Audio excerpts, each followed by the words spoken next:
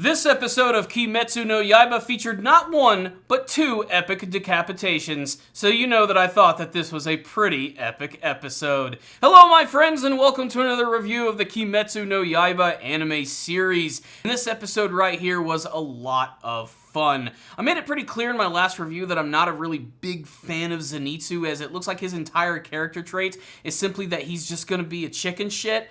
But I honestly have to admit, he was surprisingly cool in this episode. Even if he did something cool that he didn't intentionally want to do, Zenitsu was really great in this one. I also love that other boar-masked warrior who's just an absolute savage in the way that he's constantly running around this place, wanting to find any demon that he can so that he can slice and dice it. He butts heads a lot with Tanjiro in this episode, who's still desperately trying to fight against this drum demon. And apparently this drum guy is actually like either a part of the 12 demon moons or he's like a candidate to be a part of their team. You get to see that he actually has like the number or the image that's actually on his eyeball, and you get to see in the past that he actually pissed off Muzan Kibutsuji, who actually slashed his eye, sort of like demoting him from the group. He might be like either one of the like lower level parts of this group. Like I said, I couldn't really understand truly what he was saying, if he really was a part of the organization or if he's someone who's sort of fallen from grace.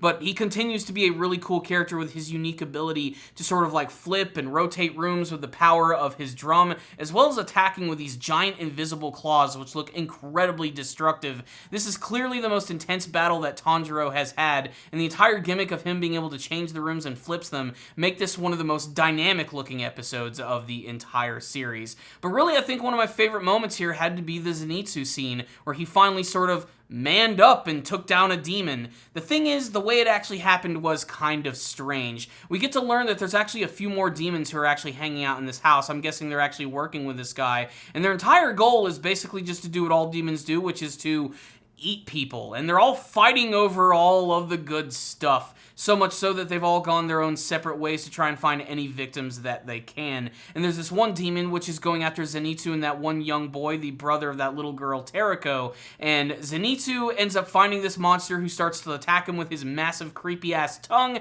and suddenly he just falls unconscious. When all of a sudden, he suddenly wakes up, cuts off this monster's tongue, and seems to go in some sort of weird unconscious trance where he uses his power to decapitate this dude in like the blink of an eye. The intro makes it kind of clear that it looks like his entire aesthetic is going to revolve around electricity or lightning, and that's definitely what you see during the scene when he decapitates this guy in an extremely violent and, dare I say, badass fashion.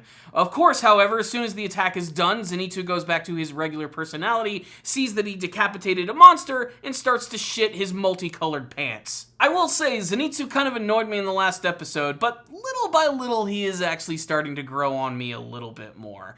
Most of the episode, however, did follow Tanjiro as he was making his way around this place trying to find the other brother who was taken away by this monster, and he does actually end up finding him, reuniting him with his sister, but that's when he decides to go on the attack after the drum demon personally, and he ends up going up against him in a big rotating room, which is really awesome as he has to come to grips with the fact that he's still recovering from his last battle. He's still got broken bones and he's in an extreme amount of pain. However, he remembers his master's training, the abilities to use water. It can change shape no matter what form it takes. It can go into practically any sort of device, and thus he can sort of mold it to his will, allowing him to fight in pretty much any sort of situation. So he gains composure as he prepares to throw down with this drum demon in an episode that I cannot wait to see. So what's the rundown on this episode of Kimetsu no Yaiba? Kind of a slow episode, kind of a build up to the next big confrontation, but it looked so damn good that honestly I have very little reason to complain.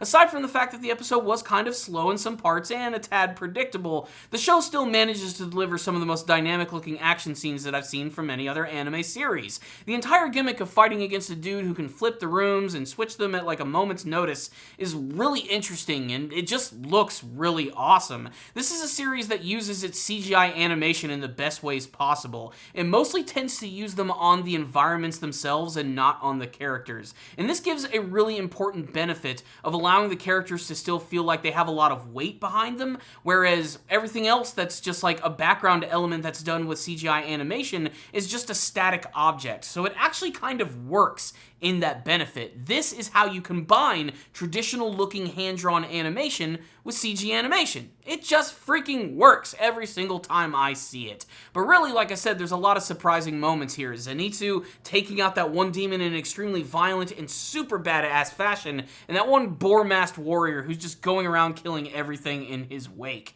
They made it clear too that his swords are not normal. I mean, they were very apparent when you actually saw them. They're not the type of swords which simply just cut through things. They sort of rip things to shreds with the way that they're actually designed. However, they can still cut things pretty cleanly. He goes up against this one big fat demon, cutting off both of his arms and decapitating them all in one big powerful attack. It was just incredible. I can't wait to see more of what this character is actually going to be all about. He's already one of my favorite characters from the entire show, and I don't even know anything about him. He's just freaking awesome. That's just the best way to describe it. But for the most part, this was basically more of just like a build-up to the big ultimate battle between Tanjiro and this drum demon. There's a little bit of information that is dropped on us, like the fact that certain people possess a type of blood which is very delicious to certain demons. This drum demon is going after a type of blood which he refers to as Marechi. It's something that gives him a lot of power, and apparently some of these kids actually possess it personally, and that's why all these other demons are actually fighting over it. But still, the entire gimmick of the fact that this is actually a really powerful demon and Tanjiro doesn't even realize what he's going up against is crazy. And the fact that he's still managing to hold his own with his broken ribs, his broken bones, and being in constant pain is really a testament to his character. He manages to be badass, brave, and surprisingly sensitive at the same time. The way that he actually saves these children and actually emboldens them is actually really great and indicative of his great being a hero character. Tanjiro is a great main character, and I can't wait to see more of him grow. It is a shame that we're not going to see too much of Nezuko from this. I'm guessing she's still just sort of hanging out outside the house in that box. Still, I think this is going to be a perfect opportunity for Tanjiro to prove himself in battle and show that he's not always going to have to be able to rely on his sister. Sometimes he's going to have to do things on his own, and it's not going to be all that easy. But luckily, he was trained by the master himself, Orakadaki. So, I liked this episode. I liked it a lot. Even with the flaws and the fact that it was kind of slow, I'm still going to give this one a 4 out of 5. Kimetsu no Yaiba, I think, is one of the best action anime of the season, and you should definitely be checking it out if you want to see some cool, kick-ass demon-slaying action. So there's my thoughts on the episode. I'd love to get yours. What did you think about this episode? Zenitsu finally manning up, the boar-masked warrior slicing and dicing, and what do you hope to see from the battle between Tanjiro and the drum demon himself? Let's have a discussion about it in the comments section below. So thank you guys for watching this review. Make sure to subscribe to the channel for more anime reviews, topic discussions, and reactions.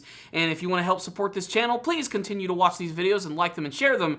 But if you want to go the extra mile, please check out my Patreon and my PayPal account. A little bit goes a long way. And if any of you manage to donate $10 or more on my Patreon, I will review an anime series of your choice. So thank you all for watching this review. I'll see you all next time, and as always, stay down there, baby.